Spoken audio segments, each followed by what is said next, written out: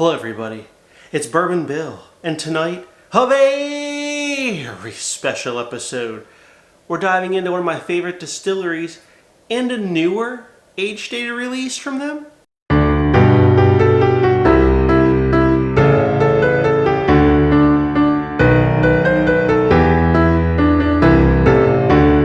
That's right, it's Knob Creek 7-year rye, 100 proof. So this has been out now for a little bit, but I just finally got a bottle. Actually, I got it from my brother-in-law for Christmas. So he let me borrow it for this review. These are available in Pennsylvania on the shelf. $35. Okay, $35 for a 7-year aged rye. From Knob Creek. So what's not to be excited about this, right?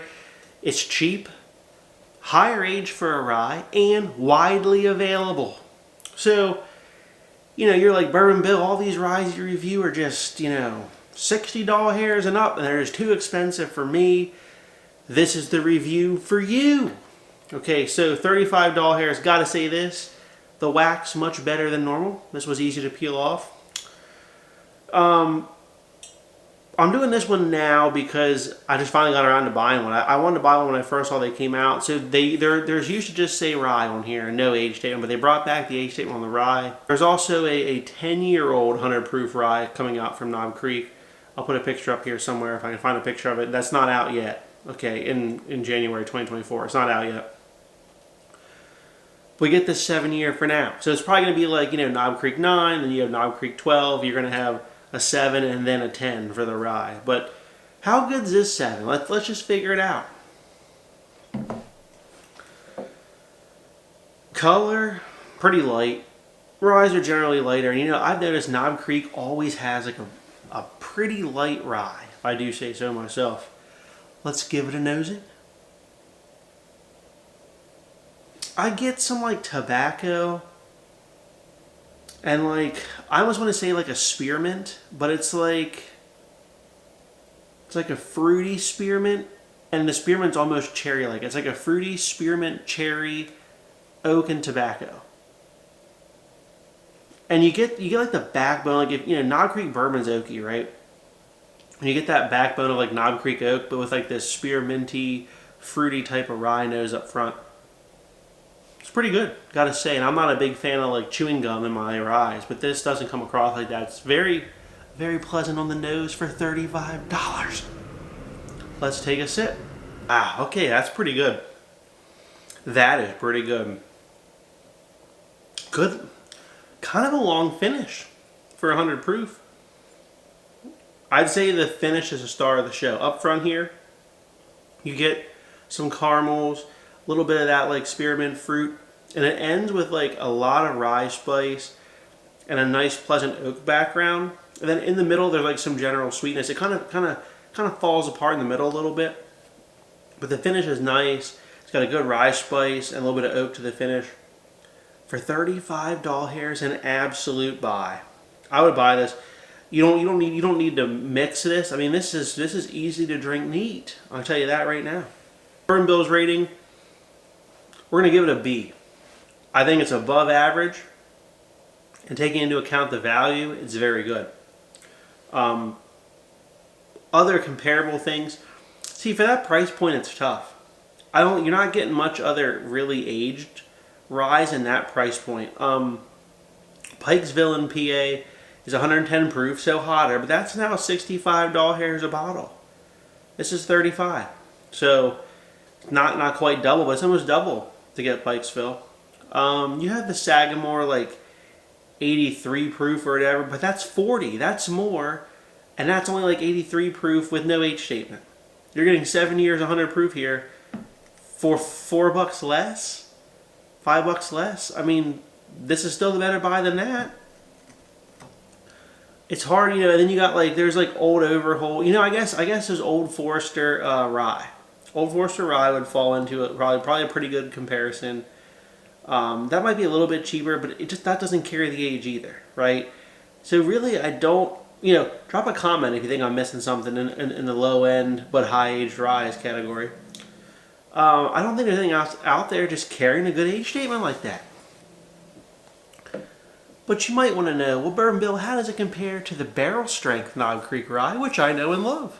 Well, it's not quite barrel strength, but it is Knob Creek single barrel store pick rye, always at 115 proof. Compute 57.5% alcohol by volume. Now, the problem with this bad boy is she's a tad younger. Okay, she's only like 6.5. Not quite as old as the old 7 here, but 115. So 15 proof points higher. So all the picks are 115. Unfortunately, you know, we've been over this video before. Why doesn't Knob Creek just give us true cask strengths? Bastards, that's why. We'll put it in the mini one here.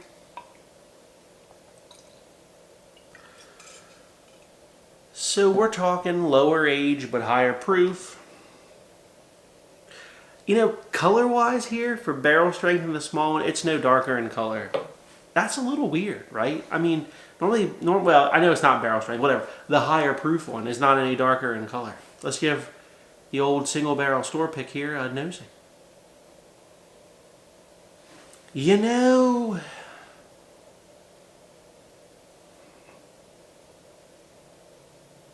the nose is actually better on the 7 here.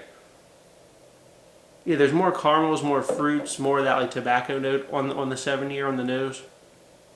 This one is much more just like caramel and rye spice. It's not as complex on the nose. Let's take a sip.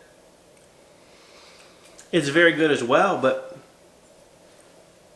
it's almost like just like a very sweet caramel and rye spice. That's it. It's a tad thicker on the mouthfeel. Even the finish didn't seem to last as long, being 15 proof points higher. That's weird. Back to the 7 year 100 proof. Yeah, you know, the 7 year is a little more complex, I gotta say. And doesn't really feel less proofy. What's going on here? I would have never guessed that this 7 year 100 proof would be better than this store pick. Although this was a store pick from Fine Wine and Good Spirits, which is the PA State store, which means they don't pick it. They just go, whatever barrel you got, sell it to us. They don't give a crap. Considering this bad Mama Jamba here is like $60, $65 hairs. This is $35 hairs. Just buy the 7 year. The extra proof here doesn't help this one really all that much in terms of flavor. In fact, it's less complex than this one. So that gives me great hope for the Knob Creek 10 year 100 proof coming out, the 10 year rye coming out. That's going to be really good, I bet. I'm definitely going to try to get about all that and review it for the channel whenever they release it. But for $35 hairs, I'd pick one of these up. If you're trying to get into rye, this is a pretty approachable rye. You could mix with it, but it's very good just for sipping. I would actually probably mix this one instead because it's even higher proof. So there you go. If you like what you saw, please... Oh, just kidding. We got one more comparison for you. A little 375 Sagamore cask strength rye. Coming in at 112.2 proof. So a little bit less than, you know, the old single barrel, but more than the 7 year. Okay, so we gotta say... Look, now this is like $58 hairs. Okay, so it's cheaper than the store pick Knob Creek rye. But it's not in the playing field of price as a 7 year here. So just keep that in mind. I'm sorry, it's not as... That cork just like fell out. Now, the cask strength Sagamore, if you don't know, is MGP. So not the same distillery. It's a blend of 4 and 7 year with like 72% of the blend being a 7 year. So it's almost a 7 year, you know? Let's take a sip. Oh my God. This wins.